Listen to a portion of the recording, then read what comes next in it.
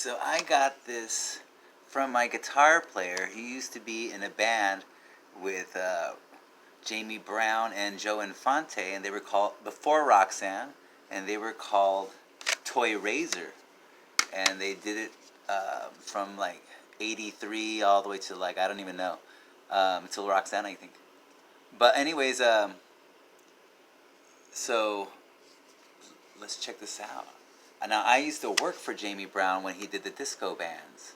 I was cool with as a guitar player. Now, with Joe Alfaro, the guitar player I'm talking about from Toy Razor, he's the guitar player, so I sing with him in a band called the Super Freaks for like 22 years now, actually. I was just thinking about it.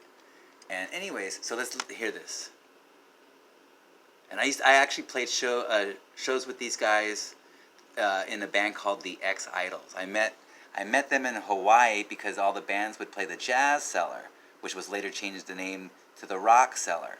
And they were there because Doug, the bass player of the second bass player of Roxanne, his parents were on vacation, and they went and hung out at the Jazz Cellar, and I gave Jamie my beer because, one, I wasn't old enough to drink, and so he got my beer tab.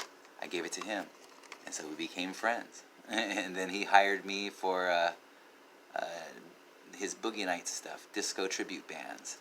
Anyways, there they are now. And I played in Disco Inferno with the drummer of Roxanne, and he's in this photo here, pondering the sky. Now, I remember playing with him, and he told me that the part that's the cheesiest part in Star Wars is where Luke Skywalker's looking at the two suns, and he called that the Ponderer. And I was like, why does he hate that so much? It's because he was forced to do it on the back of this album. There he is. He's the Ponder too. That's Dave. DL. Dave Landry. We call him DL. Anyways, let's hear it. This song rocks. And I brought it up about Toy Razor as well because this riff is in an old Toy Razor song. So I'm like, but it's faster and more, and this is slowed down and more funky. But dun dun dun dun dun dun. That riff is in there. That reminded me of White Stripes right now, but it doesn't sound like that. Okay.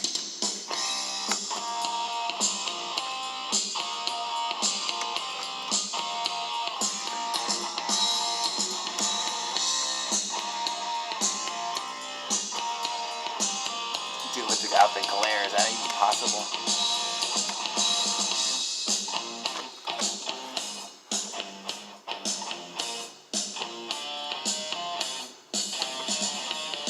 Your love, it takes me forever.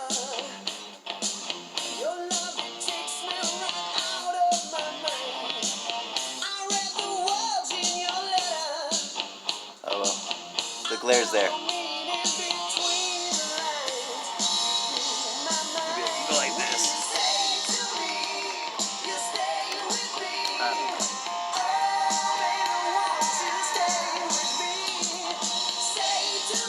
Well, there we go.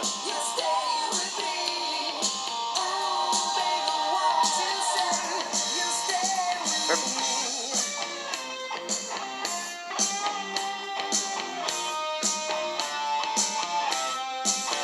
Now, John's one of my favorite guitar players, John Butler. That dude has feel for days.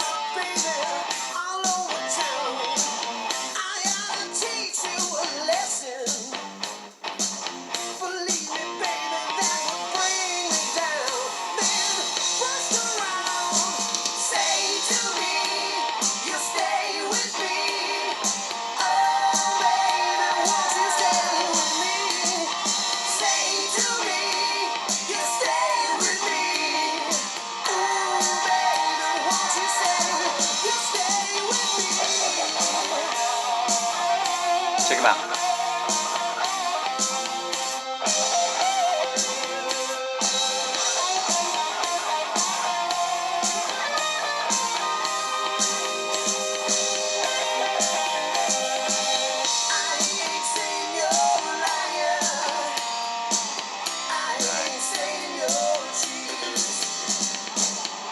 Infante on bass.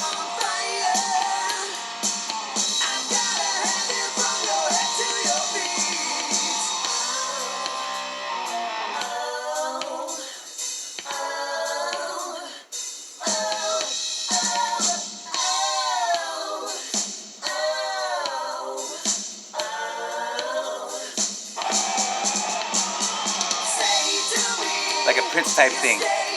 Jamie Brown is an amazing vocalist.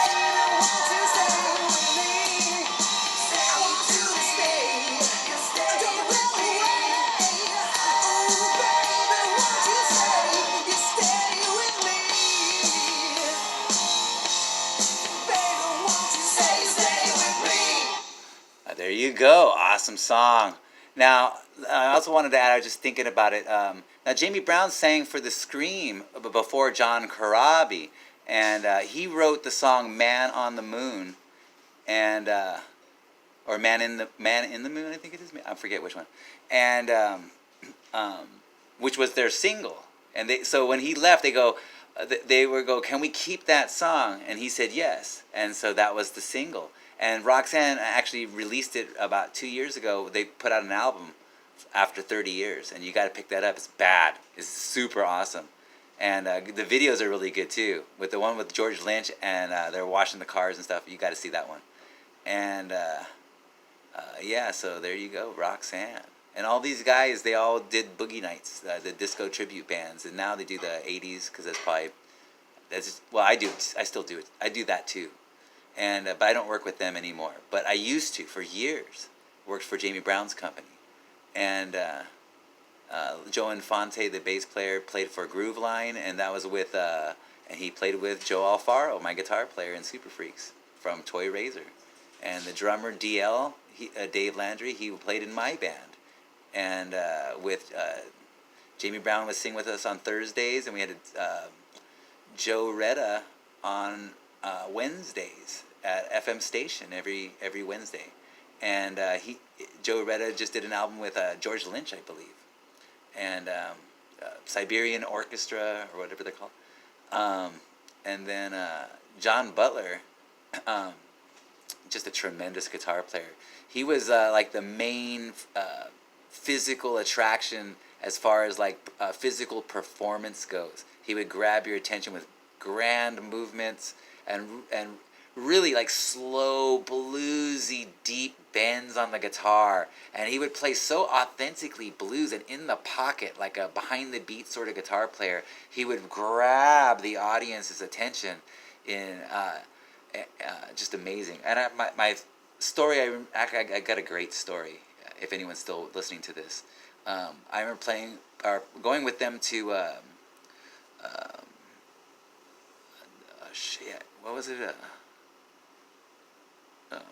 That party play. Party play. What was it called? Sand something. Shit. I'm gonna have to save that story for another day. Can't remember. What was it called? Shit. Oh well. If I can't remember the name of the place. All right. So I'll have to save that for another day. But anyways, there's Roxanne, and awesome band. Gary from X-Idols was a huge fan because they're a Riverside band, and Gary was living out in Pomona. Would go see them, sit in the front row because Gary's a front row like myself. We're like fans, even though we're in the bands, you know, because we're like passionate about this sort of thing. That's why we're in the band, because we love bands. And Gary was saying he would sit front row in amazement at Jamie Brown's vocals because they were always spot on. I mean, the way he sings on this album is the way he actually sings live. He actually sounds like that all the time. Like, I played 1,000 gigs with him, and he always sounded great. Every single time. Very professional person. He didn't drink alcohol, really, although I have seen him do it on his birthday and stuff. A lot on his birthday. But he was a coffee drinker. And so there's pictures of us hanging out. I got it right here next to me. I was pulling out all my pictures of him sitting there with a coffee in his hand, and we're all backstage. Where is it? It's a big pile. I'd have to look through it. Anyways, there's Roxanne. I'll tell more stories. Oops, that's the wrong button again.